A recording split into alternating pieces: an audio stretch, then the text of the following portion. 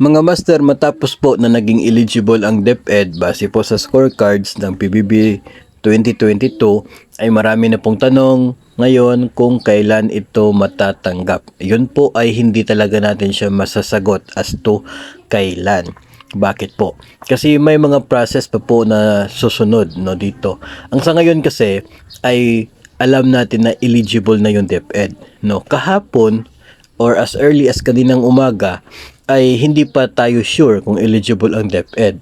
Pero nung lumabas ang scorecard, ang nangyari, sigurado na tayo ngayon na eligible yung DepEd. So ito na po yung magiging hudyat para ang DepEd ay mag-require sa mga opisina niya na mag-submit ng listahan ng mga eligible personnel.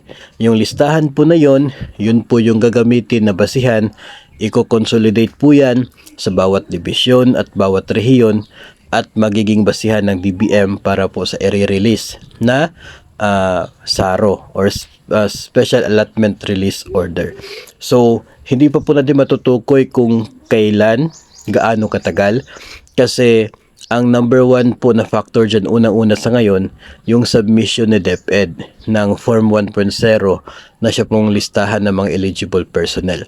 Dapat tama yung listahan na yon, walang mga problema para pagdating po sa PBB Secretariat at sa DBM ay hindi po ito ma-return no, para ipaulit, kundi tuloy-tuloy po na dapat tama yung submission at early yung submission para magiging early rin yung pag-release ng SARO.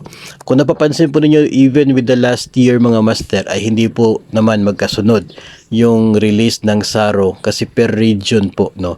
So yung pag-consolidate ay per region, tapos i-submit sa DepEd Central Office, then sa DepEd Central Office i-submit sa PBB Secretariat. Kapag bumasa sa evaluation, pupunta po sa DBM, tapos kapag pumasa na sa DBM, saka po i-release yung SARO. No, so mahaba-haba pa po ng proseso po 'yan, and ang atin lamang po maisiguro dito mga master ay the moment na mag-release po, no, darating yung SARO para sa PBB ay malalaman po ninyo sapagkat ibabahagi po natin yan dito po sa ating po social media accounts. No, so yun po yung sigurado dyan. Sa ngayon, yung kailan matatanggap, hindi pa po yun natin matutukoy. We just hope and pray na sana magiging mabilis, sana walang problema yung mga reports na isasubmit, at sana ay mapaaga, no, yung pagtanggap natin dyan. Pero hindi pa talaga natin matukoy yung exact na date, no, kung kailan siya pwede makukuha. At magmatter na rin po yun sa iba't ibang mga division offices even after po na ma-release yung SARO. No, so kaya yun po isang factor na hindi po natin malalaman talaga kung kailan makukuha. Pero ang good news lamang po sa ngayon ay sigurado tayo na yung DepEd ay eligible na sa PBB 2022.